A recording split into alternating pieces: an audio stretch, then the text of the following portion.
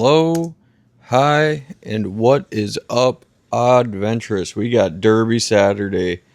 It is me and my buddy Brock versus his brother Nate, his brother's buddy Jack, and they got the buddy's dad in the boat. So you got those three in one boat. And right off the rip here, we got Mr. Brock Hardy in the back of the boat hooking up on a northern pike. Not quite what we were looking for. This is a bass derby.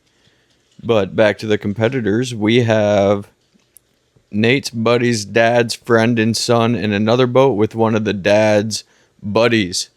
So we got an 8-man derby, and it is 2v3v3. It's a beautiful Saturday morning. Here's Mr. Brock with the northern. Not quite what we're looking for, but we both heard the explosion. It was a very loud pop. Gets you really excited. Makes you whip your head around. And he didn't set the hook right away. We were both pretty confused. We were both like, what's going on? And the frog never popped back up. So then he set the hook, and it was a nice one. You can see the smile on his face. That's exactly what he was saying. He was like, I didn't think he had it. Well, neither did I.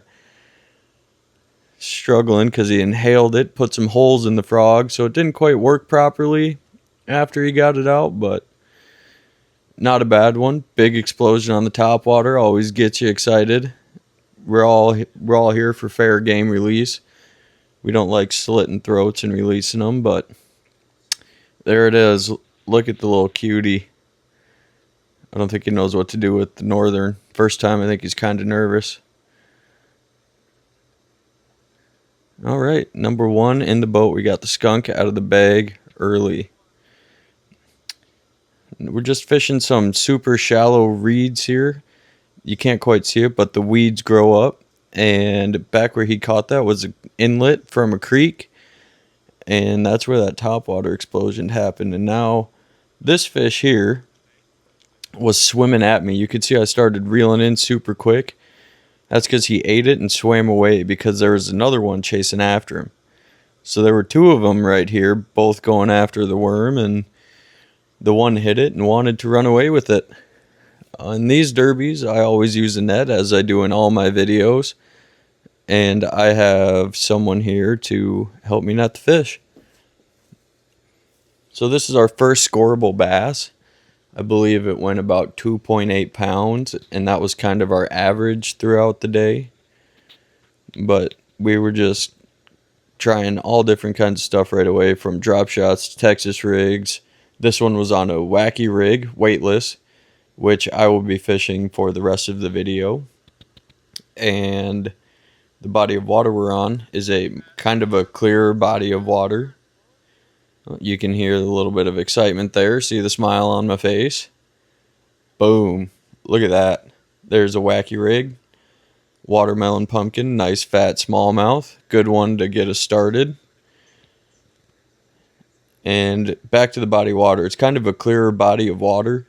So when I fish these clearer bodies, I like to stay just where I can see the weeds and can't see them. I like casting right on that edge, if not just to the deeper side. And with a weightless wacky rig, you really got to finesse it. You really just got to let it sink. You can't retrieve it right away. It's not like a jerkbait. It doesn't dive, and boom. See that? Just working it slow, letting it sink, couple twitches. Kind of like jerkbait twitches. Just gives that worm just enough action to get bit. I can't remember how many. This is number 2 for sure, but I think I missed a couple catches, and then the camera dies towards the end. It's a whole debacle. But same as some of the reels I made, that is a St. Croix panfish rod. So it is a light rod, extra fast, and we're catching just about 3-pound smallies. So they are digging and fighting hard. Look at the dark eye on that one. Nice brown belly on them. Don't know what I'm saying, but I'm saying something.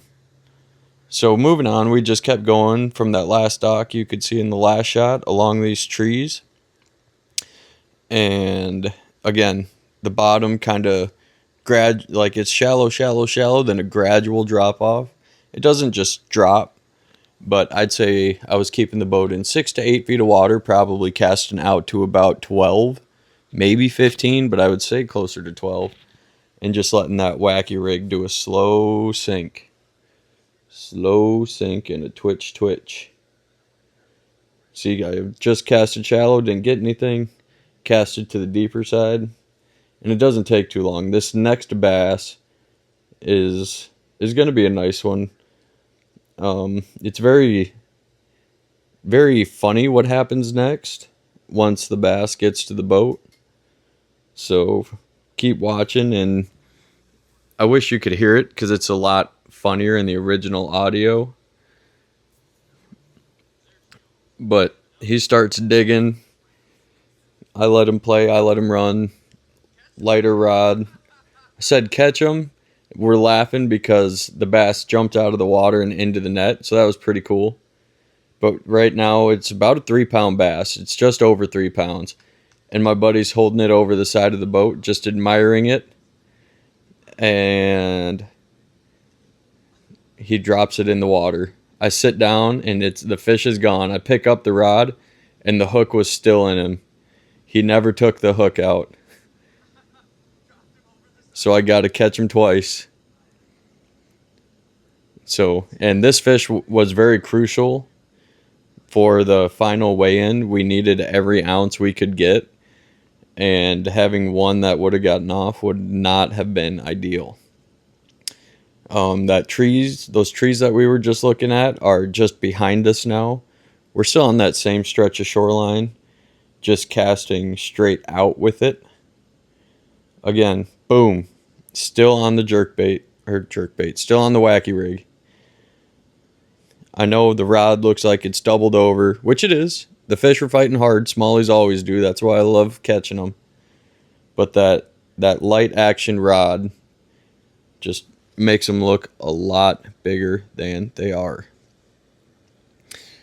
We don't have any more issues with dropping fish in the water after netting them. It was just that one. But all these fish are just cookie cutters. We probably caught 8 or 9 of them on the day. Oh, lost that one. We probably caught 8 or 9 of them on the day. And they were all 2.8 or better. Right here. Here it is. Wait for it. It's not about the ones you catch. It's always about the ones that got away. So this is a couple hours, 2-3 hours into our derby now. We got 4 fish in the boat. The camera battery was dying pretty quick. I need to get a second one. But we do hook up with number 5. Spoiler alert, I know. But after this, it was just the wacky rig all day. You just couldn't keep the fish off of it. The competitors we were going against, they were catching a lot of theirs on the chatterbait. And they did end up catching the big fish of the derby. But the wacky rig definitely was catching them more consistently. Just like that, there's another one, my buddy in the back of the boat. I think he got one on a Texas rig and one on a drop shot. But the one he caught was cold.